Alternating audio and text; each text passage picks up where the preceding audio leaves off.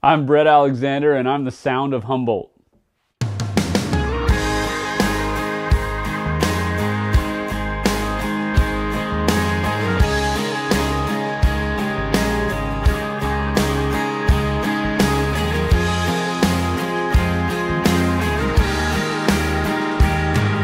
I used to be an outcast till you brought me in.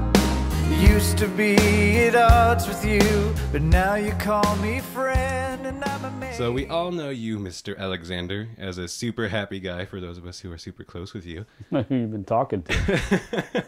So where did it all begin? Like, where did you start your awesomeness? Where did I start my awesomeness? About 5 minutes ago, as soon as I walked into this room. Probably, I'd say, let's see, I bought my first 8-track with my own money, probably about 1980, 81, and I think it was all downhill from there. That was before I was born. Yeah, that was a while ago.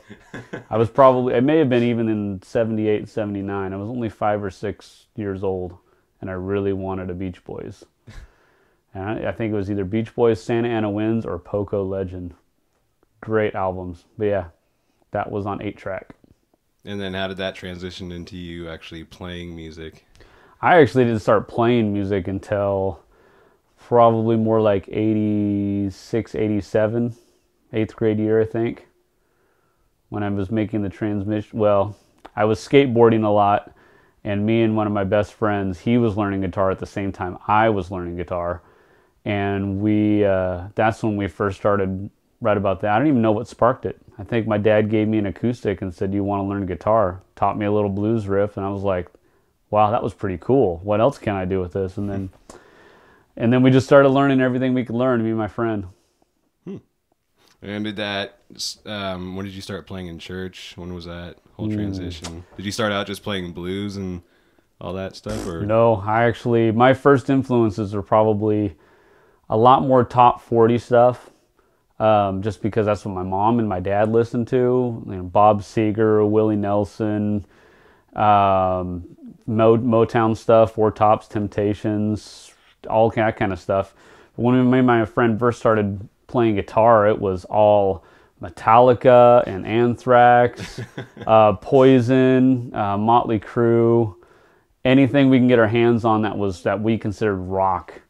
And was really, now I guess you consider it classic rock because it's so long ago, but it was that kind of stuff. But then at the same time, we were kind of picking up licks from like Phil Collins songs, and I never really got into blues or anything like that until later. And then it was about 88, 89, I think, when we started a youth band at our church, and none of us really knew how to play our instruments, so we're all kind of learning together.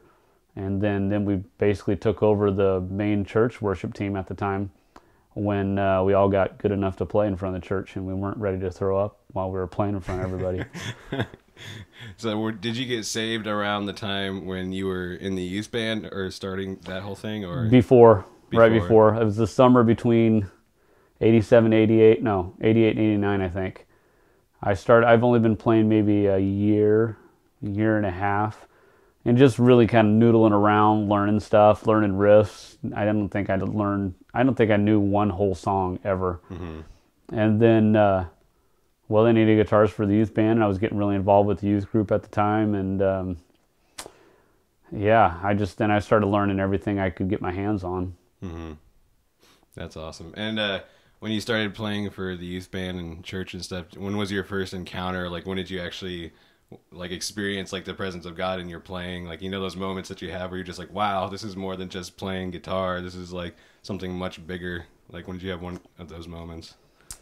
I think it was probably, it's kind of sad because I got to say that the whole time playing, there was probably moments where we touched on it, but I don't know if it was really a connection with me and God and the music. I think it was more of we were playing all the right stuff and maybe people were into it. But I never really felt like the emotional connection really, really strong until way later in life. It was more of I seem to be fairly good at this. I can pick up stuff. I can listen to a song and figure out all the different licks and keys in a song, and I was kind of like the go-to guy for the worship team. When they go, hey, we need to learn a new song, we'll give the CD to Bret, and then he'll figure out everything, and I'd write everything out for him and say, okay, this is how we do it. And that was kind of like the big thing for me, was I was just learning so much. It wasn't a connection, more of, I guess it was kind of a connection, but not the connection I guess I have now with it. It was more of a, wow, I seem to be good at this, better than anybody else in my peer circle. And so I was always kind of the one who knew the most at the time, and that was kind of a huge kind of positive peer pressure type of thing. But I can't really recall the one time through that 18 years that I was on that worship team where I ever really felt a huge emotional or spiritual connection. It's kind of sad, but that's what it was like. It was more of rocking with the youth band and just trying to create an atmosphere where people felt like they could worship and lead people to God. That was probably more of what it was. And I think that had a lot to do with just the people who were leading at the time. It was very kind of not a whole lot of freedom. Actually, I think the very first time I really connected with music on a spiritual level, I wasn't even playing. And we went to a worship conference in Modesto, and Lincoln Brewster was actually there, and that was the first time I met him. Oh, he's amazing. Yeah, he was really, really cool. We got to have a one-on-one kind of conversation and a little guitar clinic for about an hour and a half, me and like 15 other guys. And it was one of those moments during worship where I remember seeing the guy playing keyboard and singing. His name was Jared something. I forget what it was. He was just on fire. He was so passionate about what he was playing and singing, and he was kicking up his feet, almost dancing, and I'm going, what the heck is this stuff? And I'm like, I've never experienced worship like this before. And I was just, the anointing was so strong that I just started just bawling. I was trying to film for the rest of whoever couldn't come. I was trying to film all the services for them, and I was crying so hard that I had to quit filming. And I'm just like, what is going on? This is crazy. There was so much freedom, and if you wanted to dance, you could dance. If you just wanted to lay down and soak, you could do that. If you just wanted to stand there and bawl like a baby.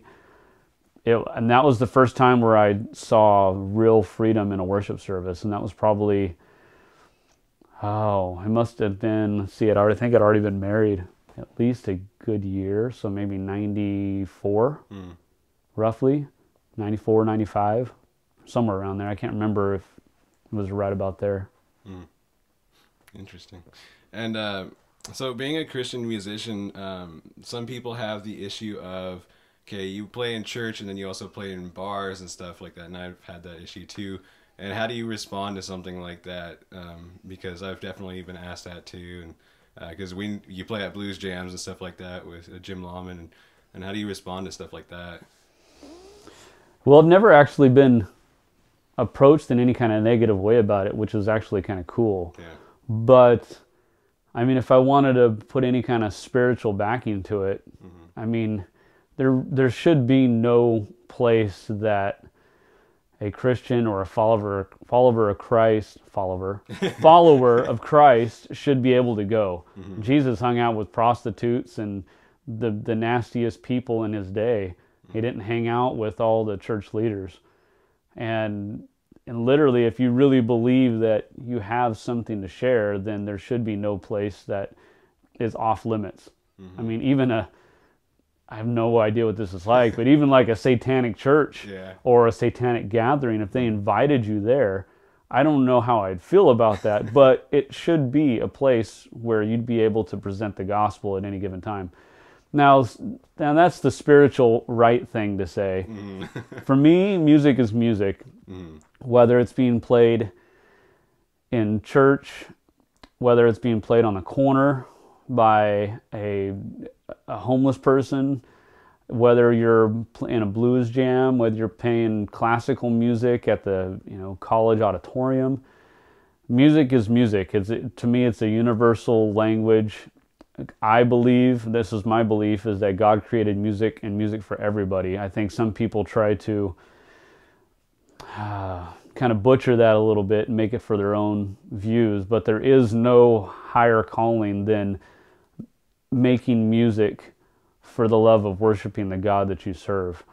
And to me, that could be playing a blues lick, singing a blues song at a bar with the blues jam, or a Sunday morning, Sunday night, a conference by myself with an acoustic in my front room.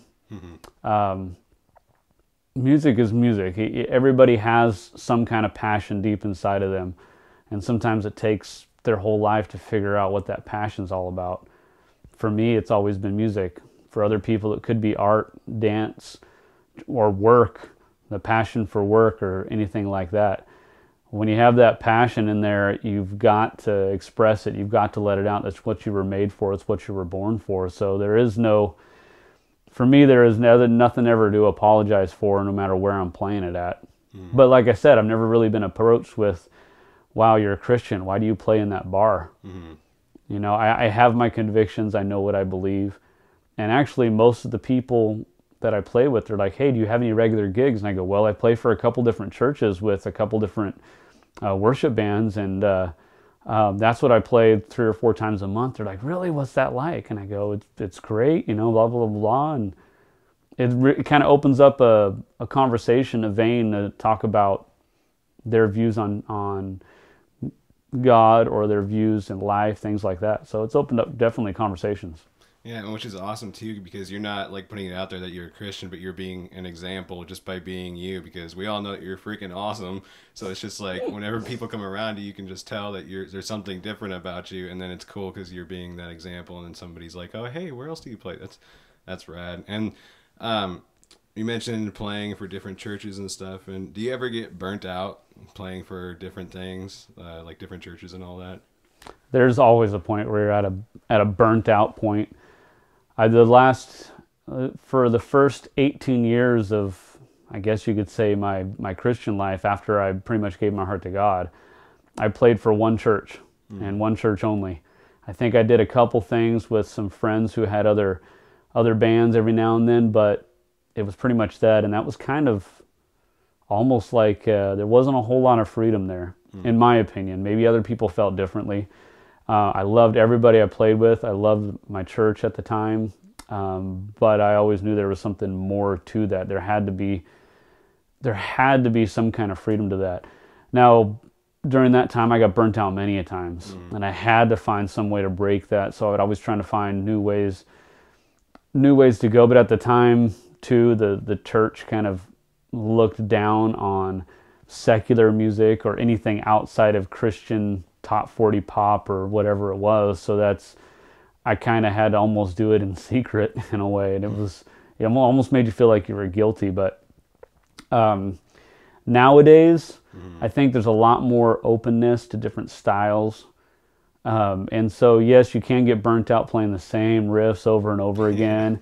And so a lot of times I'll try to mix it up, maybe put a little bit of a spin on it, or if this is a little single-eyed lead intro thing, I kind of throw out there, well, let me try a slide on it instead, just to make it sound a little bit different. Yeah. Or what if instead of doing this, what if I do an octave run into that? Or how about I use a wah to start this out, just to try to break things up a little bit. There's always going to be leaders that are leading the music that want things a certain way, and if you want to be a part of what's going on, a lot of times you'll have to fall under their leadership, and you fake it till you make it, because you're above and beyond. You are a servant. You're a part of God's body, and if that is what you've chosen to help be a part of the ministry, then you need to recognize that. But there's definitely been times where I get burnt out and stuck, and I'll go home and go, man, what was that cool metal song I heard? I think I'm going to try to learn that lick. And it'd be way beyond what I know, but I'm like really pushing, trying to learn a part of it. Or, what's that really simple blues song? I don't know what the lyrics are. Maybe I should learn the lyrics. So a lot of times that'll break me out of a monotony, or sometimes I just need a break from music all by itself.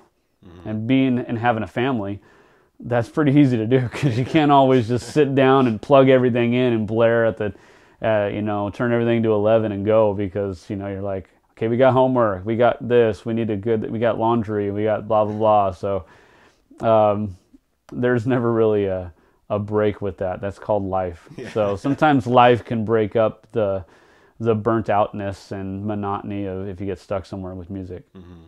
And how do you recharge yourself? Like after you get in that place where you just kind of feel stuck, like do you just learn new songs? Is that how you recharge yourself? But not just musically, but spiritually too. Like when you're just stuck in a rut, you're just like, oh my gosh, what do I do? How do you recharge yourself?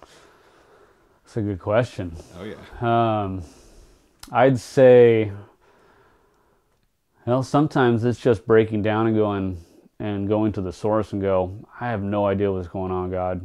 I mean, just having a conversation with him, whether you feel he's responding in some way, sometimes isn't even the point because he's listening. And if you believe he's there, it's like just having a conversation like you and I are now. So it's like, I don't know what's going on, God. This is really frustrating. I'm burnt out or I'm stuck here. Is there something else I can do? Is there something else I can say? Should I be jumping up and down? Should I not be doing anything? Should I be quiet? Should I be yelling? Should I just put all this stuff down for a while? Should I pick it up and just... sometimes it's a different answer each time. It could be that it was, for example, I kind of felt like I was just stuck somewhere. Nothing was happening. And I just took, I forget which song it was. I just started playing it and singing it.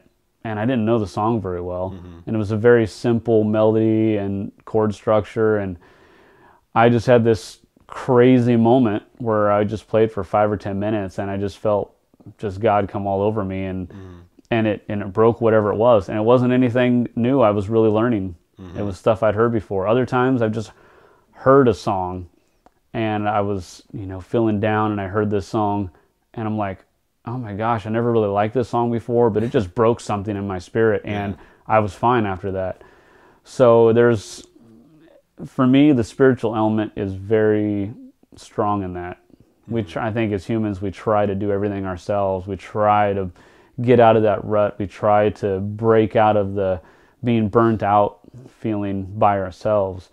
And there are elements where I think you can do that, but in the long run, God is definitely the in-between. You can do all that you can do, but you can never take the next step unless he's the in-between.